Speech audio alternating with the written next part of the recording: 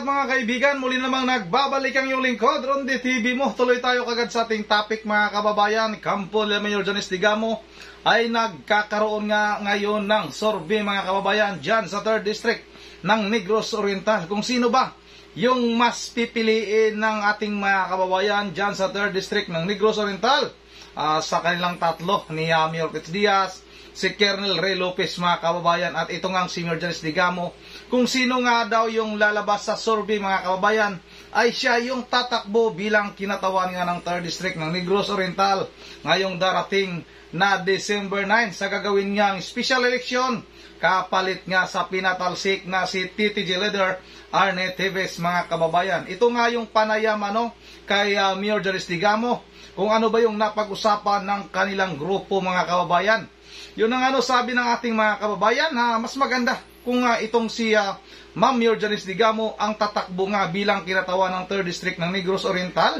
At yung iba naman ay may nagsasabi na mas okay din si Mayor Fitz Diaz. Meron din nagsasabi mga kababayan na itong si Colonel Ray Lopez ay maganda din naman daw yung hangarin nitong si Colonel Ray Lopez mga kababayan. Kung matatandaan natin itong si Colonel Ray Lopez mga kababayan ay tumakbo na ito dati bilang kinatawan nga din ng 3rd District mga kababayan, at ini-endorso ito ng kanyang pinsan na si dating Gobernador Roel Digamo mga kababayan. Ngunit mga kababayan ay natalo ito ni TTG leader Arne Teves mga kababayan sa napakaliit lang na diferensya ng kanilang boto mga kababayan.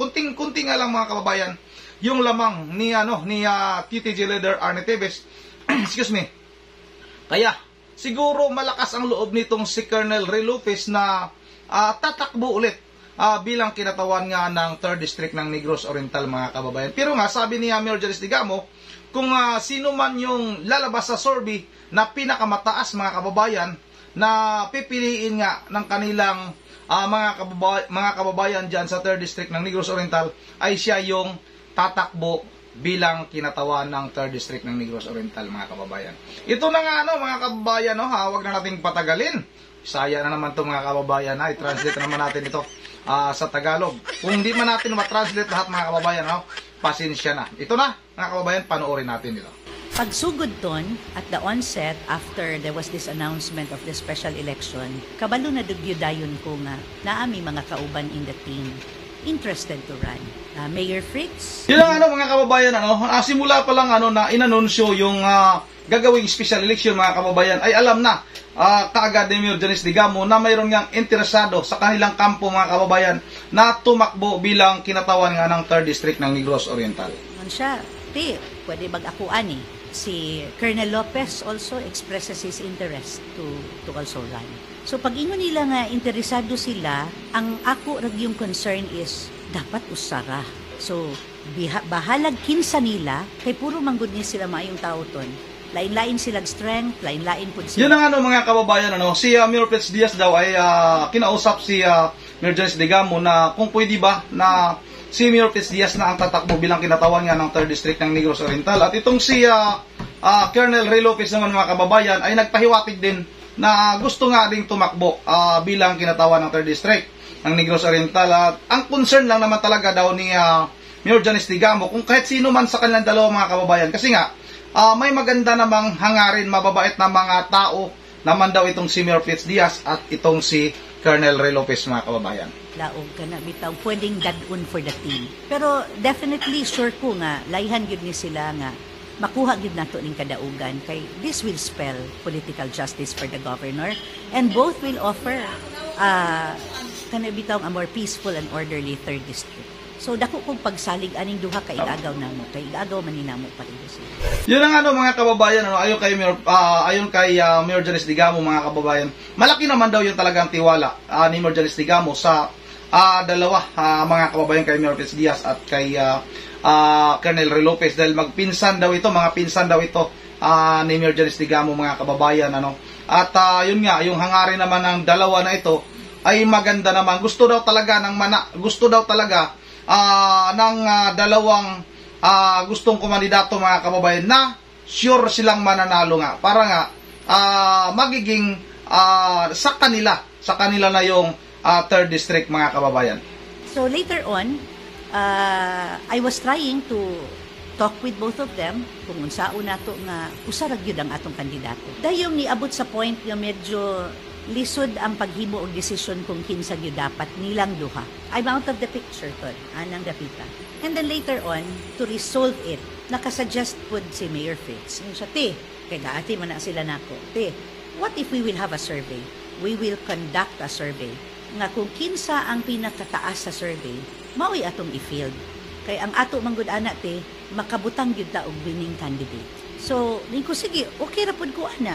Basta mo promise gyud ang usag-usa, including me, nga og kinsay taas sa survey, mo'y suportahan Yan ang mga kababayan, umabot nga daw sa punto na nahirapan nga daw talaga itong si Mayor Janice Digamo, mga kababayan, na magdesisyon kung sino ba sa dalawa yung maaring tumakbo, mga kababayan, bilang kinatawan nga ng 3rd District ng Negros Oriental. At itong si Mayor Fitz Diaz ay nakapag-suggest nga, mga kababayan, na paano kaya kung magkaroon nga ng survey, mga kababayan, para nga kung sino nga yung mas mataas sa survey, siya yung kakandidato. Kasama na dito si Mayor Janice Digamo, mga kababayan. Silang tatlo ni Colonel Ray Lopez at itong si Mayor Fitz Diaz. Ayun ang mga kababayan, sa palagay nyo ba, sino ba ang pipiliin ng ating mga kababayan dyan sa 3rd District ng Negros Oriental, mga kababayan? Kasi sa bandang huli, mga kababayan, ay ang magdidesisyon pa rin dyan ay yung ating mga kababayan na mga taga 3rd District ng Negros Oriental, mga kababayan. Kung sa tingin nila, ang mas magandang, kung sino ba yung mas magandang mamumuno sa kanilang lalawigan, mga kababayan, dyan sa 3rd District nga, kung sino ba yung sa tingin nila mas mabilis lapitan, mga kababayan, kung sino ba yung makakapagbigay ng katahimikan sa kanilang lugar, mga kababayan, yun ang kanilang pipiliin. Sila pa rin, mga kababayan, ang pipili dyan. Hindi naman tayo, mga kababayan, kasi hindi naman tayo taga Negros Oriental. Ang mga may karapatan diyang talagang magsabi na kung sino ba ang tatakbo ay ang mga taga Negros Oriental. Tayo naman ay susuporta kung sino man sa kanang tatlo yung mapili nga sa survey, mga kababayan. Basta wag lang bumalik ang mga TVs, mga kababayan, sa posisyon dyan sa 3rd District ng Negros Oriental. Dapat itong mga TVs na ito, sabi nating mga kababayan, ay doon na sa kulungan magkaroon ng posisyon. Mayor ng Silda, mga kababayan, pwede yun. CR ni TVs, mga kababayan. Yun na nga, hanggang dito lang muna, at maraming salamat sa inyong patuloy na suporta. At bago tayo magtatapos, mga kababayan, ay mag-shoutout muna tayo. Ito, mga kababayan, shoutout tayo kay Ma'am Virgie Berhel Di Diyos ng Pulilan, Bulacan. Nood ulit Ronde TV mo, kasama mga apo, aming si Yuri Coco, at yung nakalimutan yung si Dion, o nga, Ma'am Virgie Berhel Di Diyos ng Pulilan, Bulacan. Nakalimutan ko si Dion, Ingat lagi, at more bless, dapat kung ang ginawa kay Elvino, yung binulag nga na katulong, mga kababayan. Shoutout na rin kay Lods Rosalie Malit, Maraming salamat sa iyo, Lods Rosalie Malit. Marami talaga masama ugali kahit saan lugar ka makipagtrabaho. Yun talaga.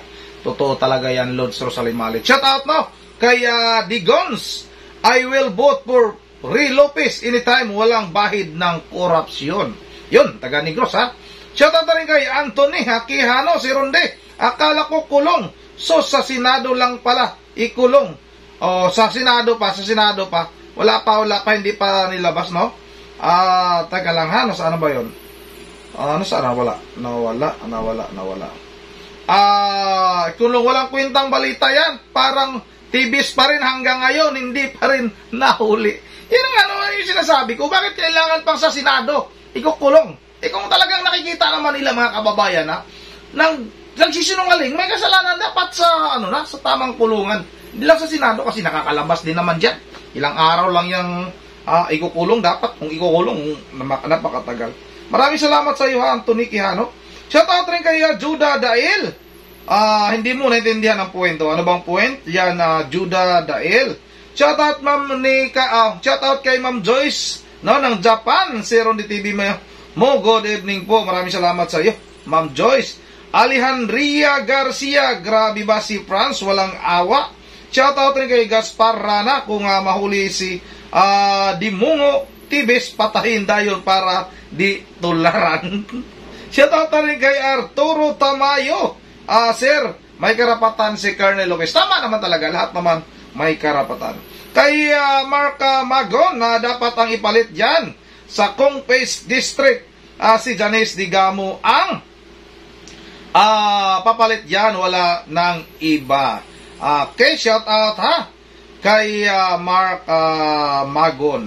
Elisa Borby, shout out idol, adik ang hayop na yan, kawawa si Ate Ilby. Judith Rimo Lano, shout out Sir Rundi, good evening po. Tuloy lang po, God bless po. Maraming salamat sa iyo, Judith Rimo Lano. Shout out rin kay E.G. Reyes, may Rundi. Bago na naman ang vlog mo. Bye! Sana yun. Nawala na si Tevez at Bantag. Didma na si Soji. Sana yung huliin. Wala, binubula lang. Ang tao ni King Koy lang nilang marami. Malamig na. Kay nalimutan. Napatawa-tawa lang talaga. Mo. Sa itaga talaga. Patawa talaga. Taga mo sa bato, Byron D. Simula na kalimutan. Yun ang masakit dyan. Kasi nga, pag nasa investigasyon pa, yung iniimbestigahan pa, talagang patok na patok mga kababayan. Tapos pag mayroon ng warrant, tahimik na, katulad kay Bantag. Tama ka Ijiri, sabay Palisita Yadaw, worst pa siya kay Satanas. Sa Riniki Dikina, shout out bahaw na daw. Huwag ka na manood pag bahaw. Hindi ka naman pinipilit. Shoutout na rin kay Robert Tawadan, idol sana mahabang buhay na pagkakulong ang hatol sa mag-asawang Ruiz. Yun ang hanggang dito lang muna at medyo mahaba na yung ating shoutout. Yun ang mga kababayan, sa ating mga kababayan dyan sa Negros Oriental.